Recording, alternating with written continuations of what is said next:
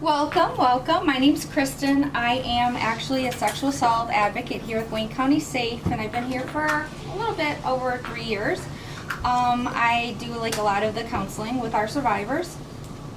And I understand that over the last few months, I know Florence has highlighted several different groups of survivors to share their challenges, their struggles, and their journeys and their successes with their stories. And today I wanted to draw attention to a different set of individuals who haven't disclosed their sexual assaults and any of the physical and mental and emotional symptoms that have been caused by trauma, and I call them silent survivors. There are so many survivors of sexual assault that don't report. And there's a few reasons as to why survivors have not ever reported. A couple of those reasons may be they're in denial, like, did I ever get assaulted? Humiliation, I'm damaged goods now, nobody's gonna want me, so why even talk about it? A fear of consequences, like if it's at a job, I may get fired, or a family member, it's like, oh my goodness, the family will be divided, and I won't have support. Another reason why survivors may not report is the feeling of hopelessness or helplessness, or afraid that nobody would believe them, especially if it's a child or an older adult. We don't disclose because nobody's going to believe them. Also, another reason as to why survivors of sexual assault don't report pain of retelling a story, re-traumatizing, or a feeling of being blamed by law enforcement. How often that we hear so many stories that law enforcement, you feel like you're the victim, and they don't believe you. So why go through all of that? Shame, guilt, even being threatened and stalked. If they're told, hey, if you tell anybody, these are the things that are going to happen to you. And one of the other things that I think is very prevalent is the fight, flight, and freeze syndrome that we all hear about. We disassociate, and what that means is we don't remember certain details until later on down the road when we're triggered by some form of event or something that we remember, and that's possibly years and years later. And then when we decide, oh yes, I have the courage to go report, then we're told, well, why are you reporting so late? And then we're re-victimized all over again. So one of the things I wanted to draw attention to before I hand this over to one of our survivors is the connection between emotional stress, physical pain, and trauma. Studies have shown that chronic pain might only be caused by physical injury and stress and emotional issues. Those who suffer from PTSD are often at higher risk to develop chronic pain, stomach issues, migraines, and other various forms of pain in our body that we don't realize that is due to all the trauma that we have endured through our lives. So what I wanted to do is I have the pleasure to introduce one of our survivors, Melissa, who will share her journey of non-disclosure of sexual assault and the physical and emotional pain that she suffered from the trauma over the years. So I would like to hand this over to Melissa. Hello, everyone. Thank you all for being here. I really appreciate it. I'm overwhelmed with how many people are here. My name is Melissa. I am a survivor. It has taken a long time for me to even admit it.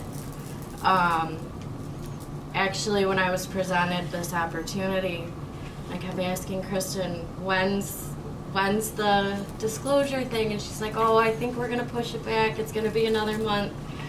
And when it landed on this date, I had to go back into my calendar in 2004 to see the actual date that my assault took place. And today is 15 years to the day of my assault.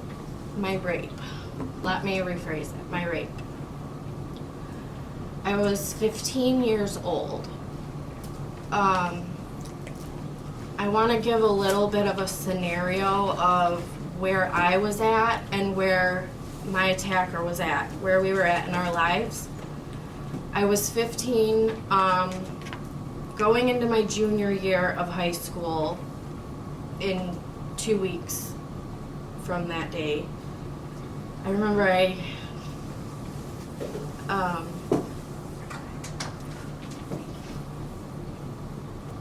sorry. You're fine. I was 15 years old going into my junior year of school. I had had a rough year the 2 previous years in 9th grade and 10th grade. I had transferred from a very small private school to a very large public school. I had a very hard transition. So I was 1 year into a newer private school. I'm sorry, I'm losing.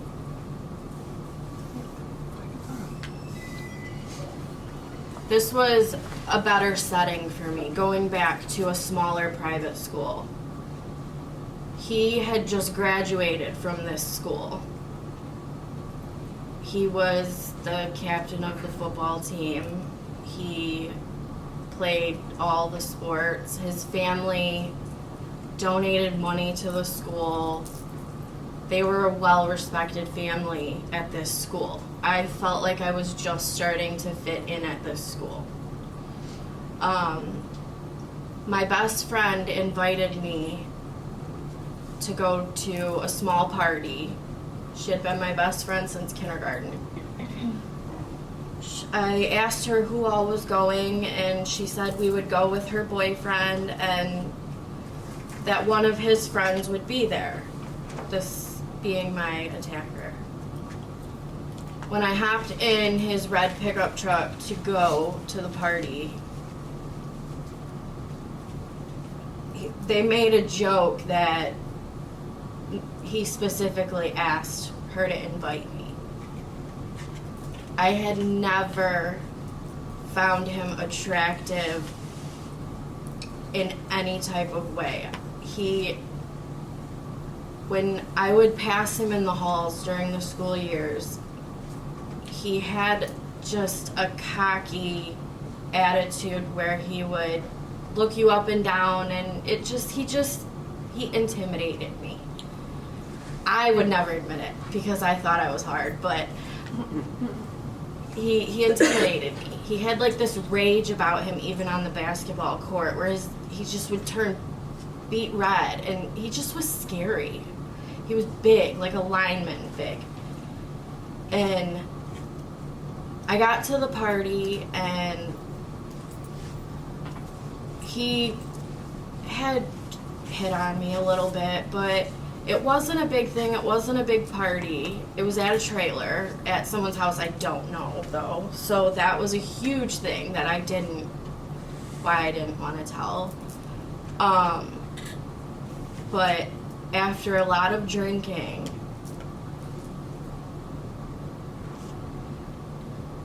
it started with a game of truth or dare.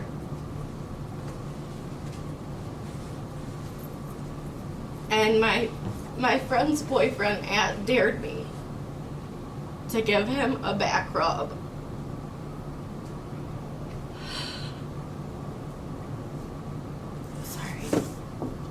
I didn't think, I was a virgin. I had never even done anything beyond kissing. I was not expecting what happened next. And so he was on the bed, and I started rubbing his back, and he flipped over. And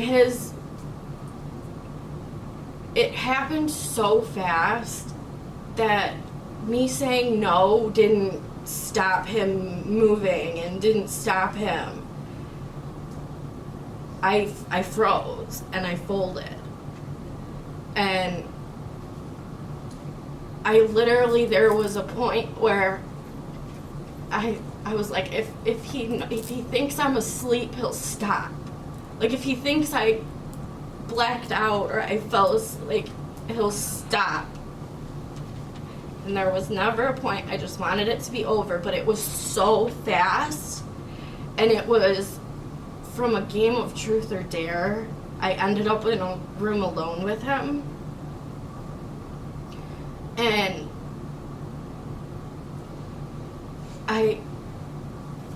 I was in denial. Like, I was insanely in denial about what had just happened to me. I didn't even really, like, is that what sex was? I didn't even really know. And so afterwards, I went out and I continued. I remember asking for another beer because I just didn't want to think about it. And I strategically put myself in the master suite of this trailer in a bedroom by myself to fall asleep.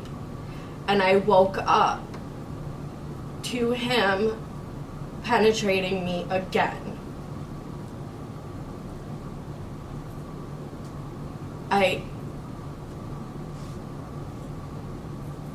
don't know how it happened either time, but I really didn't know how to process it. And when I told my mom, she wanted me to, she was like, you were raped. And I just said, no, I wasn't, you know. She asked me point blank, was it said person? And she said his name because she had just remembered him from a basketball game where he was just acting like a maniac asshole on the court. And I said, yeah. And I was like, how did you know? She just knew. She just knew. And I just shut down. I shut down completely. Her response forced me to shut down, and I know that she was doing what she thought was best. She wanted me to go straight to the police station to report it. And she took me to First Step. She did everything she could have.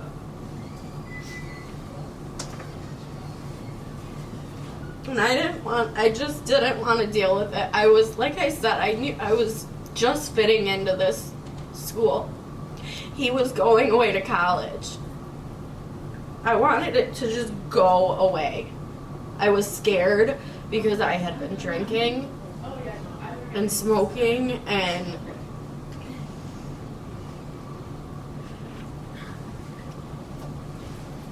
I wasn't really triggered until, well, actually, I do need to say that I came into contact with him about 5 years after. I went to great lengths to avoid him for a long time, and I did a good job, but I did run into him at a mutual friend's house about 5 years after, and he kind of cornered me in the kitchen because I didn't want to be around him. And he was like, what is your deal with me? And he felt guilty. Like, he wouldn't have come up to me if he didn't. And I said, don't you think what happened wasn't consensual? And his response was, I was drunk too. I didn't know you were a virgin. And I just walked away from him. That was the last thing I've ever said to him, and I still didn't really think, like, well, it wasn't really rape. I never really even figured it out until a year ago. It's been a year. My uncle passed away last May by suicide, and it was a tragedy. And it kind of shook me. And it forced me to realize that I need to be happy. I need to feel better. I've struggled with fibromyalgia for the last 7 years, which is chronic widespread musculoskeletal pain, which means you just hurt everywhere. And there's no test for it, there's no cure for it. And when I was introduced to Kristen last year after my uncle passed and my cousin got me in contact with her, I truly started to figure out why I have been holding so much in my body. That event, like, it's torn me apart over the years inside, because I've questioned, like she said, my denying it and not wanting to cry rape and just all the common reasons.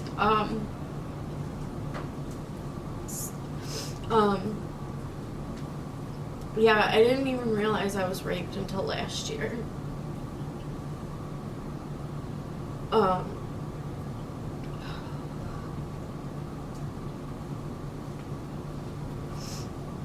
But I've been learning over the last year that what I have been holding in and the chronic pain that I've been carrying, and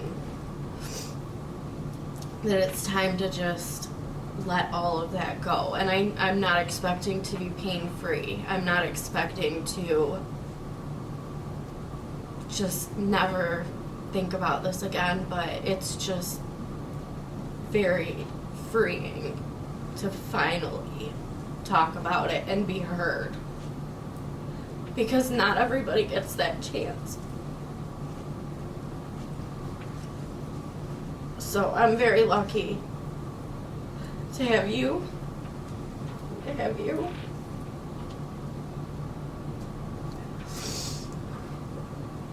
don't really know if there's anything else I can say. I'm so proud of you. You've come a long way. I've seen you at the darkest point of your life to now, and how much you've grown and freed yourself. Thank you. That's it. My clients that I deal with, I don't think I always make a difference. And seeing that I do make a difference, it inspires me every single day to be a better person. What else can I do to bring to our survivors? You're no longer a silent survivor. You are no longer a silent survivor. And I thank you for sharing your story. Thank you. Today. Thank you. I appreciate you all. The other part of this is I'm disclosing for the first time my story. I no longer want to be silenced.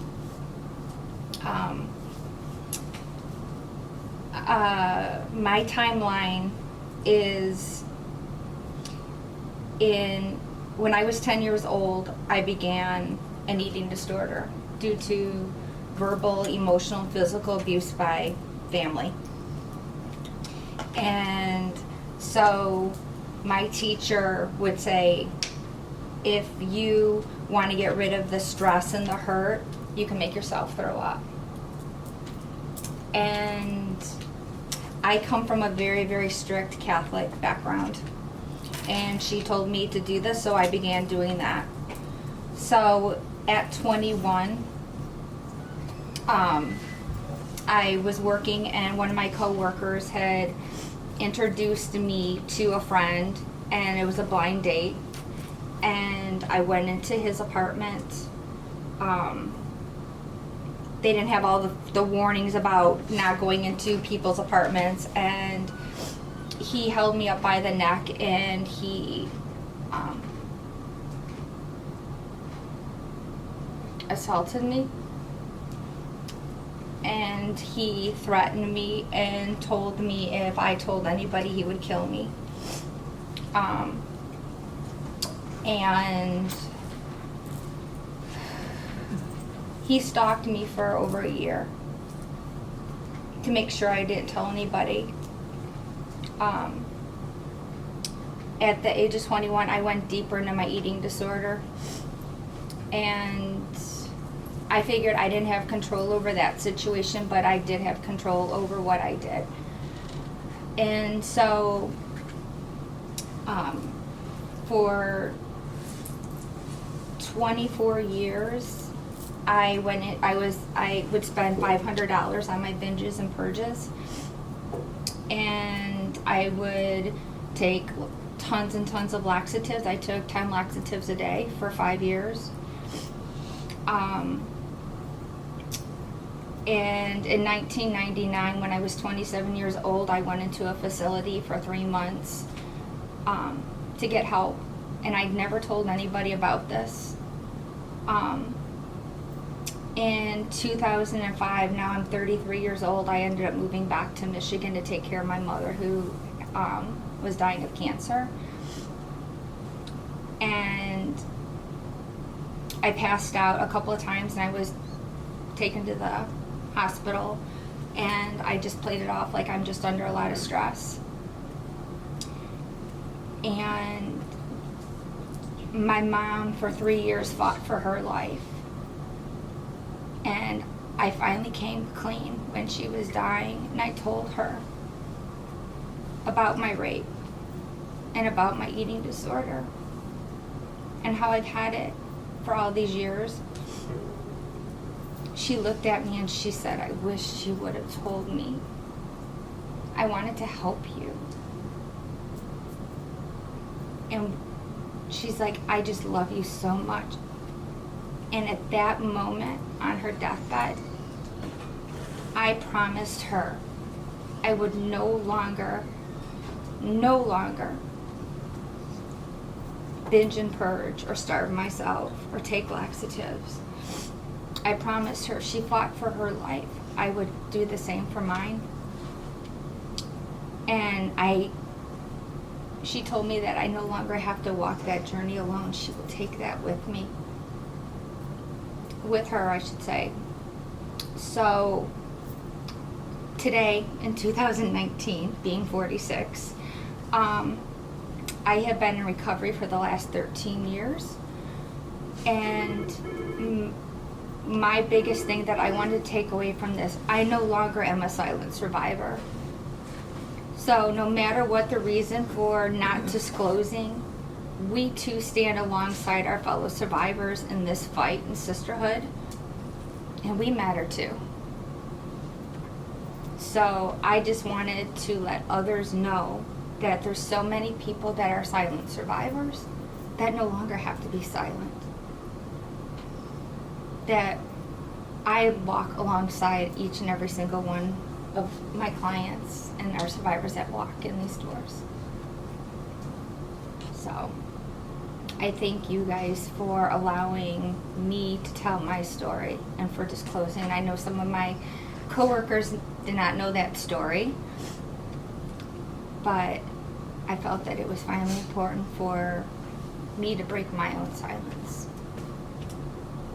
So, any questions or? Thank y'all for sharing. Thank you.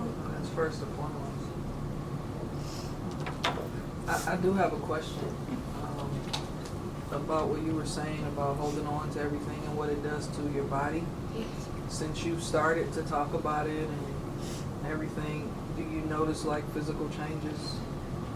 That's a really good question because I have a really good answer.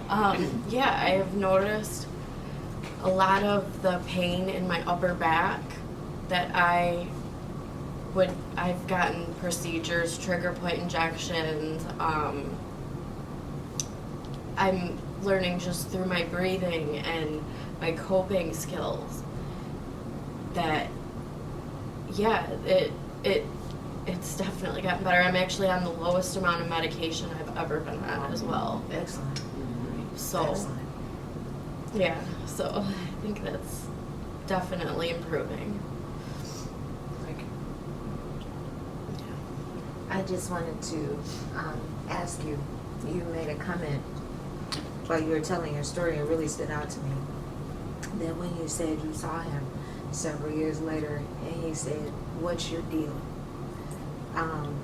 I still look at that like it was some arrogance, Yeah. you know, involved in that, because it wasn't to me like I'm sorry or I shouldn't have done that, but it seemed like to me like he was trying to deflect by saying, you know, I was drunk too, and just to say, "What's your deal?" I just kind of felt like, as you said, it was an asshole-ish, Yeah. you know, thing to say instead of just acknowledging it. I guess if the shoe was on my foot, I'd rather you had not said anything to me, you know what I Yeah. mean, than to say, "What's your deal?" So I don't think that, you know, he felt any kind of guilt. I think it was just one of those filler statements because maybe he thought he would never see you again, you know, after that happened. So, you know, that just kind of stood out to me. And I'm sorry, you know, you had to see him again after all those years, and I'm really sorry that that was the first thing, you know, that came from his mouth. And honestly, his brother was in my friend group, and his brother would make comments to me, "Melissa, you and my brother had sex, didn't you?" in class. And I would go, "No, I've never had sex with your brother." And he'd be like, come on, I know, you can just tell. And I'm like, my story, I would never admit when he would say that. I would say, nope. And it almost became like a game to them, like why is she avoiding and not? There was a picture of me and my best friend from a sophomore dance, and my best friend and I are hugging, and he's in the background going like this over us, all arrogant. And that was a year before my assault. I have no doubt in my mind that he knew what he wanted, and I think it bothered him that I wanted nothing to do with him. And that's truthfully what I think. Yeah. I hope your pain is lessened every day as well, because when you said the rigidity, I think a lot of that rigidity felt because you were stiff, you know, and just carrying all this, you know, on you and stuff like that. I hope that now that you have released, that your body will also release Thank you. and be pain free. So God bless you. Thank you. God bless you guys, all of you.